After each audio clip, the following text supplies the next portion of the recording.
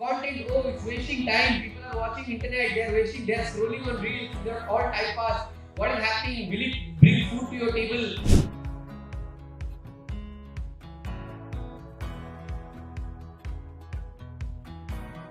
How many will crack?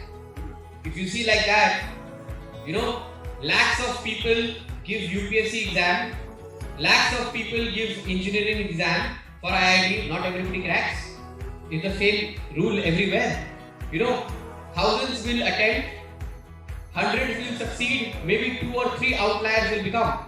But that 2 or 3 outliers may be in this room. You see this as a crisis, I see this as an opportunity. When life throws brick at you, you collect those bricks and you make building up. So I took that attitude and I did.